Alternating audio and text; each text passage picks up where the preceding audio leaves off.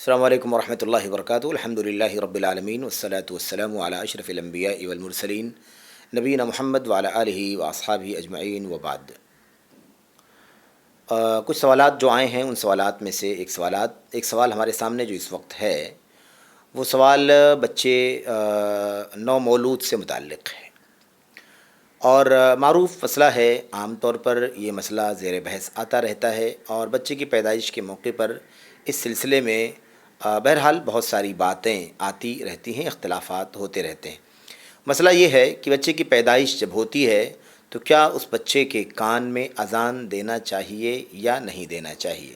یا مثال کے طور پر دائیں کان میں اذان دینا اور بائیں کان میں اقامت کہنے کا کیا حکم ہے۔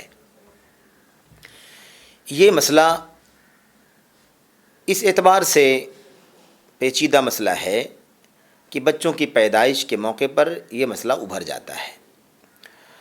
اس سوال کا جو جواب ہے، اس کا جو خلاصہ ہے، جیسا کہ اہل علم نے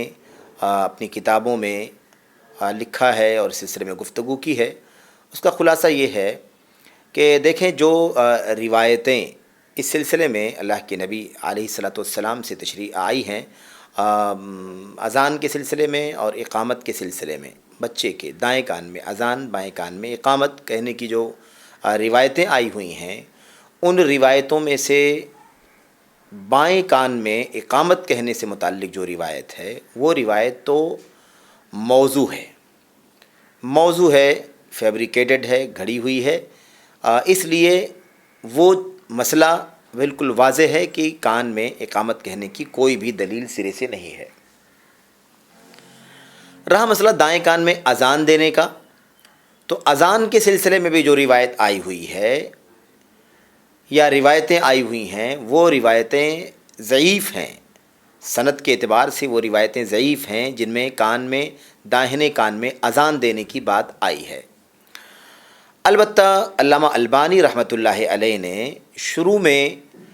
ان روایتوں پر گفتگو کرتے ہوئے یہ بات کہی تھی کہ اس مسئلے سے متعلق جو حدیثیں آئی ہوئی ہیں، روایتیں، اس کی کئی سندیں ہیں، کئی طرق ہیں، اور وہ ساری سندیں ضعیف ہیں، طرق ضعیف ہیں، لیکن اگر ساری سندوں کو اکٹھا کر لیا جائے تو یہ سب مل کر کے حسن لغیرہ بن سکتی ہیں۔ حسن لغیرہ بن سکتی کا مطلب یہ ہوتا ہے کہ ساری روایتوں کو اکٹھا کرنے سے یہ سمجھ میں آتا ہے کہ اس کی کوئی نہ کوئی اصل موجود ہے اور اس پر عمل کیا جا سکتا ہے۔ لیکن پھر اس کے بعد یہ مسئلہ دوبارہ جب شیخ رحمۃ اللہ علیہ اور دیگر محققین کے درمیان زیر بحث آیا اور اس پر تفصیل سے گفتگو کی گئی اور گہرائی سے مسئلے کو دیکھا گیا، تو واضح یہ ہوا کہ جس طرح سے اقامت سے متعلق روایتیں ناقابل اعتبار ہیں، ایسے ہی اذان سے متعلق بھی جو روایتیں ہیں وہ بھی ضعیف ہیں، لیکن ایسی ضعیف نہیں ہیں کہ کئی ضعیف مل کر کے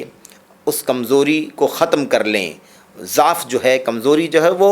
ختم ہو جائے اور روایت حسن لغیرہ درجے کو پہنچ جائے، بلکہ وہ روایتیں ضعیف ہیں اور ان کی کمزوری زیادہ ہے۔ ساری روایتیں مل کر کے بھی حسن درجے تک نہیں پہنچتی، ان کا ضعف، ان کی کمزوری بدستور باقی رہتی ہے۔ اس لیے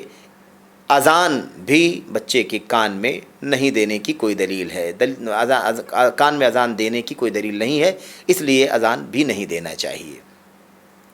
اب مسئلہ یہ آتا ہے کہ سند کے اعتبار سے نہ تو اذان دینا ثابت ہے اور نہ ہی اقامت کہنا ثابت ہے، لیکن سلف میں ایسے آثار بعض موجود ہیں جس سے پتہ چلتا ہے کہ وہ اذان دیا کرتے تھے، وہ اقامت کہا کرتے تھے۔ اس لیے بہت سارے لوگ، بہت سارے علماء یہ کہتے ہیں کہ اگر کوئی اذان، کان میں اقامت کی بات تو کہتے ہیں بھئی چونکہ وہ موضوع ہے، اس کی سرے سے کوئی اصل نہیں ہے، اس لیے اس پر عمل نہیں کیا جا سکتا، لیکن دائیں کان میں اذان جو دینے کی بات ہے وہ اذان چونکہ سلف کے ہاں بعض آثار ملتے ہیں، بعض لوگ سلف کے ہاں اس پر عمل ہوتا رہا ہے، لوگ اذان دیتے رہے ہیں، اس لیے حدیثیں تو ضعیف ہیں، لیکن سلف کے عمل کی وجہ سے اگر کوئی شخص کان میں اذان دے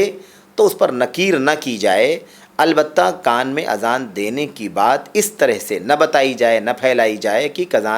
کان میں اذان دینا چاہیے کیونکہ فلاں حدیث ہے اللہ کے نبی صلی اللہ علیہ وسلم کی، اس لیے اذان دینا سنت ہے۔ اس اعتبار سے اس مسئلے کو سمجھایا جائے کہ نہیں، روایتیں تو ضعیف ہیں، ناقابل اعتبار ہیں، اور کمزوری ختم بھی نہیں ہوتی ان ضعیف روایتوں کی، اس لیے سند کے اعتبار سے کوئی طاقت نہیں ہے اس مسئلے میں، لیکن سلف کے یہاں یہ چیز عمل میں رہا ہے، عمل ہوتا رہا ہے اس مسئلے پر، اس لیے نرمی کرنے کی بات، گنجائش دینے کی بات آئی ہوئی ہے کہ اگر کوئی کر لیتا ہے، اذان دے لیتا ہے تو ٹھیک ہے، اس پر نکیر نہ کی جائے، اسے بحیثیت ایک مسئلہ اسے سمجھا دیا جائے کہ یہ مسئلہ دلیل کی روشنی میں اس کی حیثیت یہ ہے کہ اس کی کوئی صحیح دلیل موجود نہیں ہے۔ تو یہی بات اس مسئلے کا خلاصہ جو ہے وہ یہی ہے کہ اصل یہ ہے کہ روایتیں ضعیف ہیں، ناقابل اعتبار ہیں، کان میں اقامت کہنے کی بھی اور اذان دینے کی بھی، دونوں طرح کی روایتیں ضعیف ہیں، اور وہ ضعف منجبر نہیں ہوتا، جیسا کہ اہل علم نے، محققین نے یہ بات لکھی ہے۔ تو اصل یہی ہے کہ اذان نہ دی جائے، نہ کان میں اقامت کہی جائے، نہ کان میں اذان دی جائے، داہنے کان میں اذان، اقامت بھی نہیں بائیں کان میں، اور دائیں کان میں اذان بھی نہیں۔ لیکن اگر کوئی سلف کے عمل کی وجہ سے عمل کر رہا ہے تو اس پر اس طرح سے نکیر نہ کی جائے کہ یہ بدعت ہے، فلاں ہے، کیونکہ اس کا مطلب یہ نکلے گا کہ سلف نے نعوذ باللہ بدعت کیا ہے۔ تو اس اعتبار سے اس مسئلے کو سمجھایا جائے لوگوں کو، اور دھیرے دھیرے انشاءاللہ تبارک و تعالیٰ بیداری پیدا ہوگی تو لوگ از خود ہی اس مسئلے سے بہرحال دور ہو جائیں گے۔ ھذا ما عندی واللہ اعلم، وصلی اللہ وسلم علی نبینا محمد وعلی آلہ وصحبہ اجمعین۔ السلام علیکم ورحمۃ اللہ وبرکاتہ۔